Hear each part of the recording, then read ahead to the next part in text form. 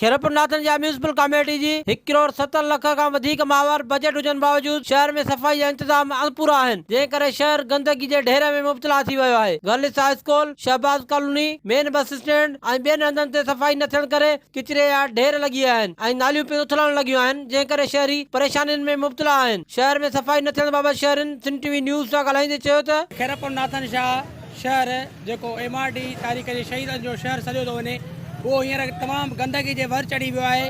का गली को शहर को मेन रोड वारो जेको बि तव्हां पासो आहे हीउ ॾिसी सघो था। रोज़ असांजो दुकान आहे साम्हूं, रोज़ हिते गंदगी जा ढेर लॻा पिया आहिनि, रोज़ ई नाली उतरे थी। असांजे घिटियुनि में नालनि जी कॾहिं बि सफ़ाई कोन कई थी वञे।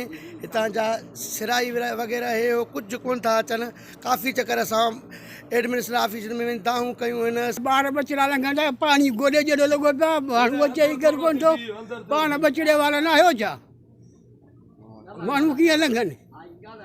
वेल लॻो पियो आहे। सॼी घिटी ख़राब लगी पे। तव्हां पाण ॾिसो सॼी घिटी ख़राब आहे। साम्हूं असांजो घर आहे, जेको घरां निकिरे थो निमाज़ी परेशान आहिनि। जेको निमाज़ी निकिरे थो घिटी ख़राब आहे, निमाज़ चङी तरह पढ़ी कान थो सघे। ज़रूरत उन ॻाल्हि जी आहे त असिस्टेंट कमिश्नर खे घुर्जे त खैरपुर नाथन जा म्यूनिसिपल कमेटी में सफ़ाई सुथराई निज़ाम खे हंगामी बुनियादनि ते दुरुस्त करे शहरनि खे म्यूनिसिपल सर्विसिस जी सहूलियत फराहम कयूं वञनि। कैमरामैन इमरान चन्ना सां गॾु अकील समरो, सिंध टीवी न्यूज़, खैरपुर नाथन शाह।